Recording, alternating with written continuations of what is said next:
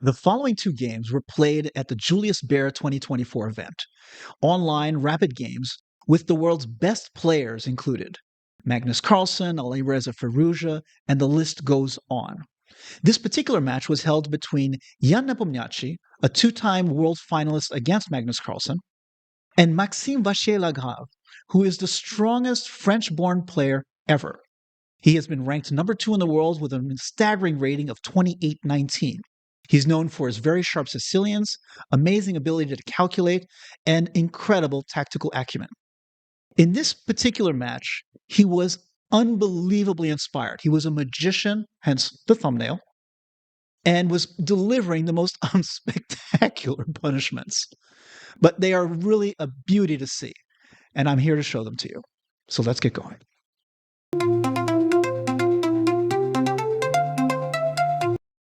So this is the first game in which Maxime Vachier-Lagrave is playing white, and Jan Nepomniachtchi is black, of course. The opening started relatively sedate, and as you can see, it was a Petrov. And frankly, the first commentary that Daniel Naroditsky, who was one of the live commentators, made when he saw this on the board was that this is the opening for people who either hate themselves or hate chess. Harsh words. But to be fair, this is the kind of opening that really does lend itself to a lot of draws because of the symmetrical position, the material that easily comes off, and doesn't offer necessarily a lot of opportunities for, let's say, winning chances. But that also depends very much on the players playing, and as you can see, both of these players were out for blood, and they didn't care what the opening was when it started. So I'll skip most of the opening moves because it's not really important, and get to the good stuff.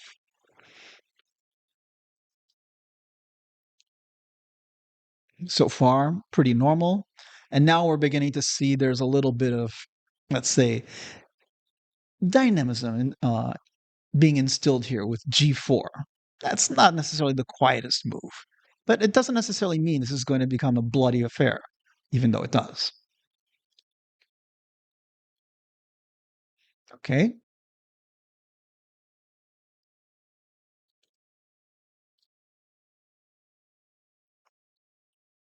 And we're getting really close to the crucial moment. And here we go. Knight C4. Okay, so what's going on here on the board? Very quickly. So needless to say, both of the rooks are being attacked. Now, you're not going to lose them both necessarily, but you're going to have to make a decision because if you move one rook away, then the other rook is being attacked. There are not a lot of options here. So we have the rook here on A6 being attacked by this rook. And of course, we have the rook on A5 being attacked by the knight. Fine. So Maxime Vachier decides that he doesn't have a lot of options here, and he plays the natural move rook takes e6, which in itself doesn't necessarily mean something special is going on. Jan Nepomniachtchi responds with knight takes a5. Now, it has to be pointed that he doesn't actually have any choice in the matter, because if he were to play f takes e6, okay, like this, then he's actually going to get hammered because it's not the rook on a5 that he has to worry about anymore. Instead, what's going to happen is queen takes g6. Yes, the knight can take the rook like knight takes a5. And then white responds with knight g5. And as you can see, we're now attacking key squares. In fact, we're actually threatening mate in 1. Queen h7 mate. Oops. And if black were to respond, let's say, removing the bishop out of the way, let's say with bishop d6, then we have bishop f6. The bishop can't be taken. And now all of the exit squares, e7, f7, and h7 are covered, and mate is coming. There's really nothing to be done. So, as a result, now, Jan Nepomniachtchi, of course, is an elite player. He saw, of course, this, and he plays knight takes a5. And what does white play? Okay, now, if you would like to try to find the move yourself, I will allow you to pause it right now. Well, I will suggest you pause it here right now and try to find it. Otherwise, knight g5. Fantastic. Now, again, it looks like, well, so what? Can't you just take the rook with f takes e6? No, because if you do that, actually, you just transpose to the line we just saw. For example, f takes e6, queen takes g6. And yeah, where have I seen that before again? So obviously we don't enter that line, and black has to find an answer. So what does he do? Rook d6, with the idea of trying to prevent those disasters on g6. If rook, for example, were to try to play funny things on g6, well, the rook will take right back. So what does white do here? Again, a spectacular move, and I encourage you to try to find it if you want to. If you do, please pause the video right now.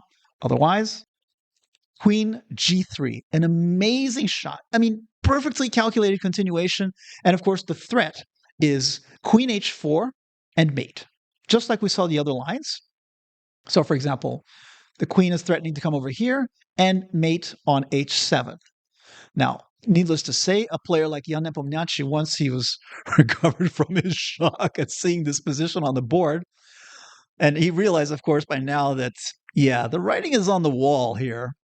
So what does he do? Well, he has to find something here. So he plays queen d8.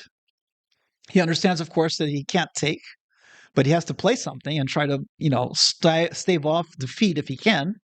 Queen d8. And here, once again, and I know I've been saying this a lot, but if you want to try to find the move, please pause the video, because Maxime Vachier-Lagrave now signs this beautiful attack with one more amazing move. Now, to be fair, there's more than one move that would actually win here, but his is by far the best and most spectacular. What does he play? Rook e8. Wow. Just wow. You have the rook just hanging there. You have the knight that's hanging there. And either one taken is unfortunately just going to lose the game. So, for example, queen takes d8. He played it because he had no choice. It didn't matter which he did. Queen h4. Queen e4 check, just a quick check to see if he'll do anything. The knight can take. Please take, please take, please take. No, I don't think so. Queen g3. And yeah, mate is inevitable. Why? Because if the bishop escapes, let's say on e7, for example, let's just play e7 for the sake of it. Queen h7, king f8, queen h8, mate. Now, what would he do? What would happen if he had taken, let's say, the knight instead? Well, let's see. If rook e8, queen takes g5, taking the knight, well, queen takes d6, and yeah, there's no defense here. So, as a result, black resigned. A spectacular, amazing game by Maxime Vachier-Lagrave. It has to be said, and hats off.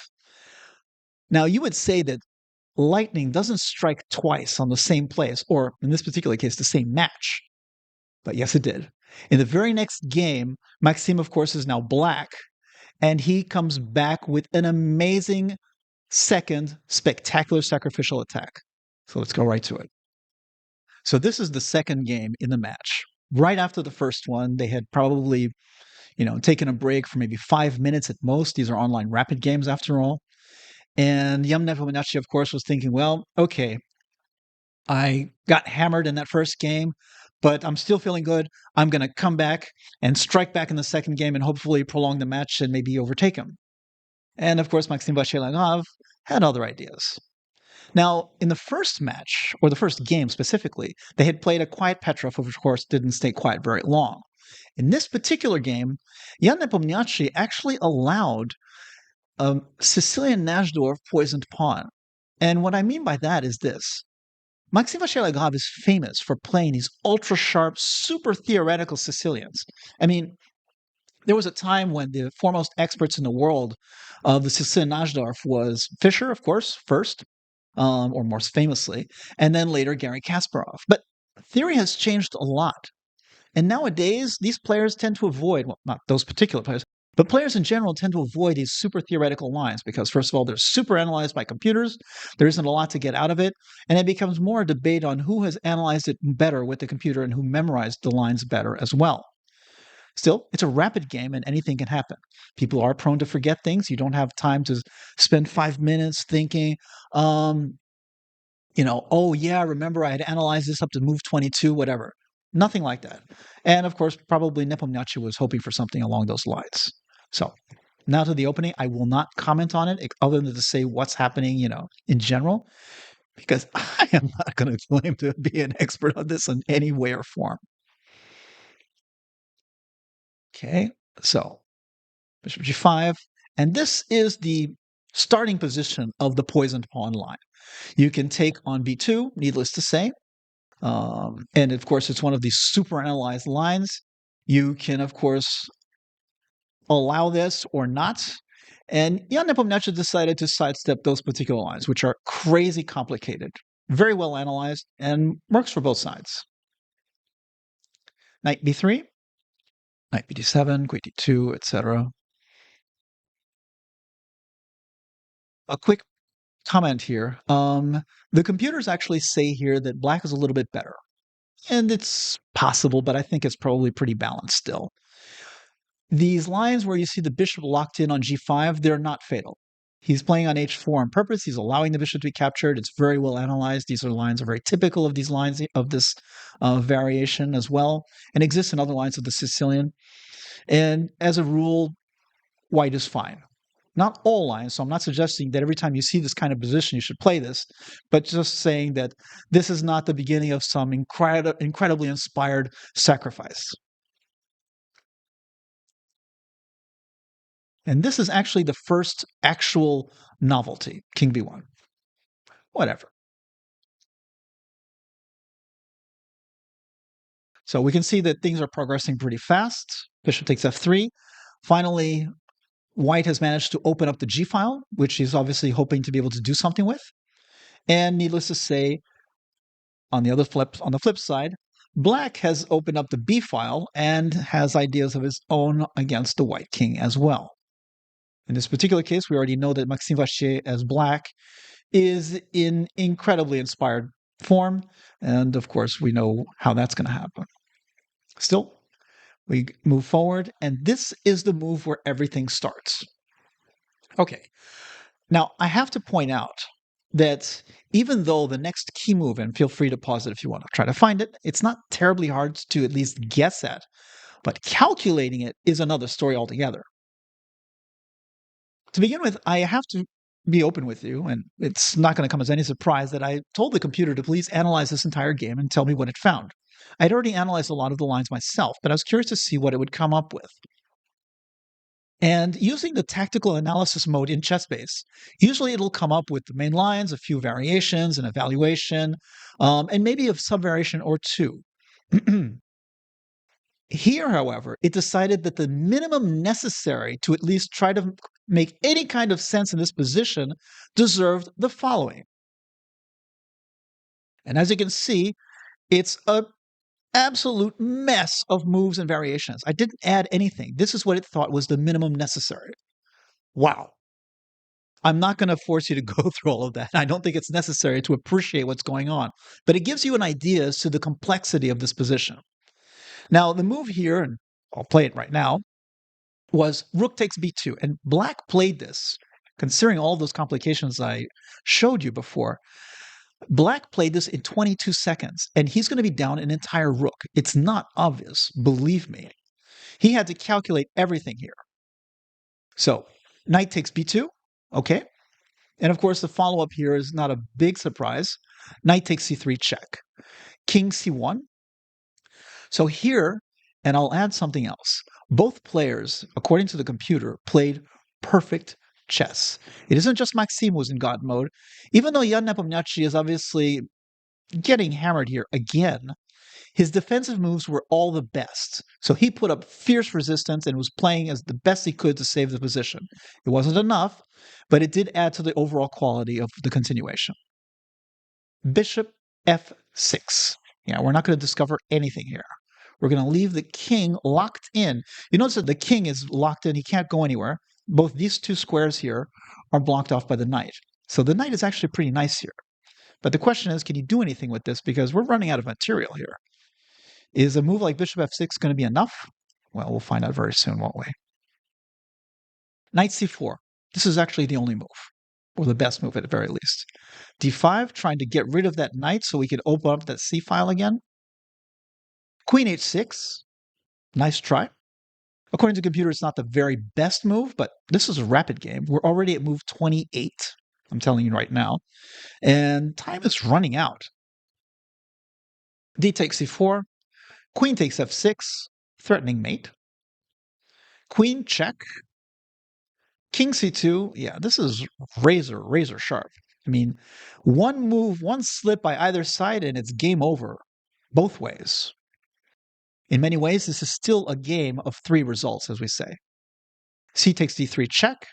King takes c3. What else? Rook c8 check. King takes d3. We're still threatening mate in 1 with queen takes g7. Queen check. King d2. Queen f2 check. King d3.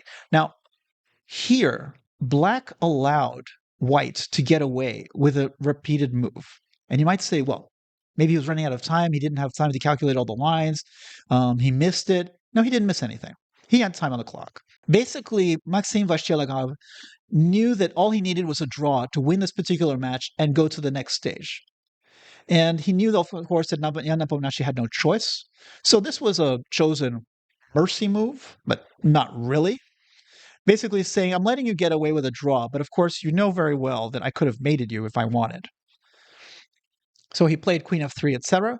But to show you what would happen if he had played the correct move, and believe me, a player who has already once been rated 28-19 saw this in a flash. Queen c2 check, king e3, rook e8 check. And the only move to avoid getting mated flat out is queen e6. Yeah, ugly, gross even. F takes c6, f6, and yeah, it doesn't matter. It's game over. So this was the conclusion of the second game of the match, and it ended the match for Jan Nepomniachtchi in favor of Maxime. An amazing continuation, spectacular play by the magician from France. And yeah, I hope you enjoyed the games. If you did, please consider subscribing. Farewell.